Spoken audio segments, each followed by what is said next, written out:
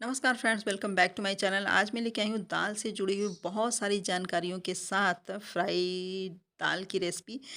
दाल तो हम पका लेते हैं और फ्राई भी कर लेते हैं, बहुत ही बढ़िया से दाल पका लेते हैं। मसाला सांभर वाली दाल सब दाल पका लेते हैं, लेकिन क्या हम उस दाल के प्रोसेस को कभी देखा है, कभी गौर किया है कि क्या हमने जो दाल पकाया है वो सही प्रोसेस है या फिर हम बीमारियों को न्योता दे रहे हैं। तो आइए देखते हैं उससे जुड़ी बहुत सारी जानकारियाँ, साथ में फ्राइड दाल की पूरा रेसिपी।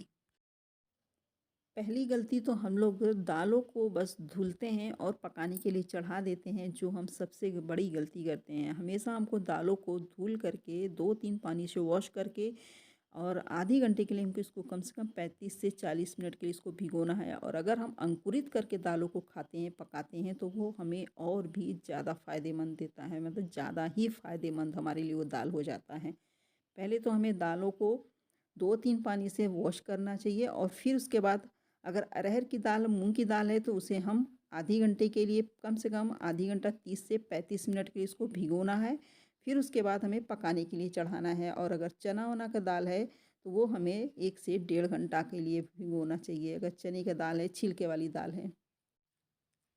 कभी भी हमें धुल कर डायरेक्टली दाल को पकने के लिए नहीं चढ़ाना चाहिए। सबसे गलत प्रोसेस यही है हमारा, जो हम धुल के पकने के लिए चढ़ा देते हैं। दालों में कुछ विटामिन्स होते हैं जो भिगोने के बाद ही वो एक्टिव होते हैं और तभी हमें फ़ायदे देते हैं। दूसरी गलती, इसके फेन को ना निकालना। जब भी हम दाल चढ़ाते हैं इस तरह के फेन ऊपर आने लगते हैं, तो उस फेन को हम ना निकाल करके इसके ढक्कन लगा के पका लेते हैं, उसमें जो भी मसाले नमक डाल करके, तो वो हमें इसके फेन जो है हमें यूरिक एसिड और जोड़ों के दर्द से हमें परेशान कर देता है। यहाँ तक कि गैस, अपच, कच्ची ढकार, बदहज़मी की भी हम डेली के मतलब शिकार हो जाते हैं। डेली हमें ये बीमारियाँ हमें परेशान करने लगती हैं और फिर हम डॉक्टर के पास दौड़ते रहेंगे। तो हमेशा इस तरीके से फेन जो बनते हैं उसको हमेशा निकाल देना चाहिए। इसको कभी भी उसी में नहीं डाल के पकाना चाहिए, जो बहुत ही गलत प्रोसेस है। हमारी दादी-नानी भी हमेशा दाल पकाती थीं खुले में, भगोने वगैरह में, तो वो देखते थे। आप लोग को भी याद होगा, अगर नहीं तो अपने मम्मी-वम्मी से भी पूछ लीजिएगा। तो वो हमेशा इस तरीके से निकाल देते थे फेन को, और हम लोग पूछते भी रहते थे तो वो भी बताएँ कि हाँ, नुकसान करता है। तो वो प्रोसेस हम लोग को मतलब भूल चले हैं हम लोग, तो उस प्रोसेस को हमें फिर से भाई वैसे ही हमें वही सही प्रोसेस है, वो लोग बिल्कुल सही प्रोसेस से खाना पकाते थे। तो अब देखिए इस तरह के ढक्कन में भी हम हल्की से ऑयलिंग कर देंगे, इससे क्या है कि ना हमारे इसमें जो हल्दी वगैरह जम जाते हैं तो उसको साफ़ करना थोड़ा-सा मुश्किल हो जाता है हमारे लिए। तो इससे क्या है कि चिकनाई से हमारे इस पे चिपकेंगे नहीं और हमारा ये बर्तन भी बहुत ही आसानी से साफ़ हो जाता है। तो अब हम दालों में, दाल बादी होता है, भारी भी होता है, पचने में थोड़ा-सा दिक्कत होता है, इसीलिए भिगोना चाहिए। भिगोने से इसका पाचन प्रोसेस तेज़ हो जाता है और ये आसानी से पच जाता है।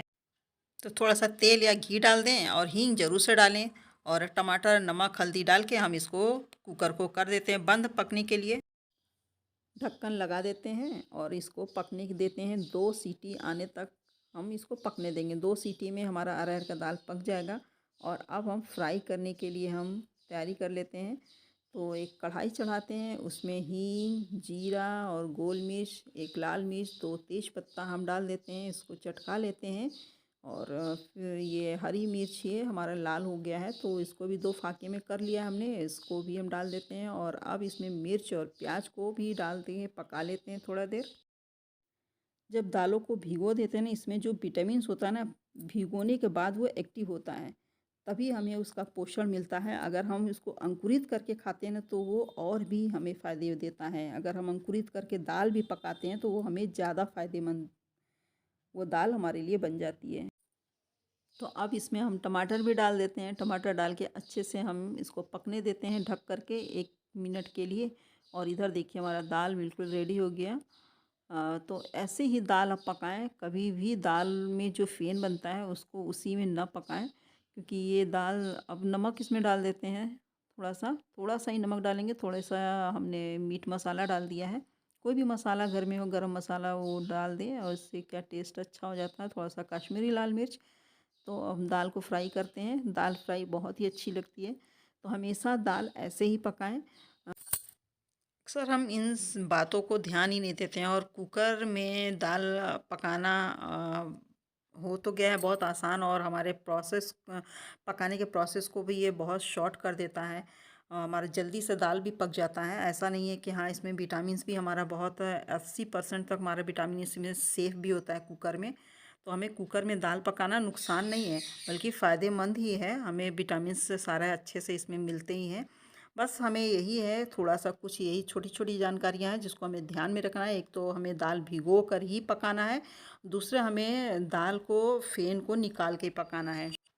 थोड़ा-सा हम गुड़ डाल देते हैं, गुड़ डालने से इसका काफ़ी अच्छा-सा फ्लेवर इसमें गुड़ से हो जाता है, फ्लेवरफुल दाल हो जाता है हमारा। तो गुड़ ज़रूर से डालें इसमें थोड़ा-सा और हमारा ये दाल फ्राई वाला दाल बन के तैयार हो गया। आप हमारी ये फ्राई दाल की रेसिपी और जानकारी से भरा ये वीडियो आपको कैसा लगा हमें ज़रूर बाय कमेंट बताइएगा। अच्छी लगी हो ये जानकारी तो अपने फ्रेंड्स रिलेटिव को भी शेयर कर दीजिएगा, जिनको भी इसकी तकलीफ़ से गुज़र रहे हैं, जिनको भी जानकारी की ज़रूरत है, उन तक आप ज़रूर से इस वीडियो को शेयर करें। मिलते हैं नेक्स्ट वीडियो में, तब तक के लिए अपना बहुत सारा ख्याल रखिए। Bye bye.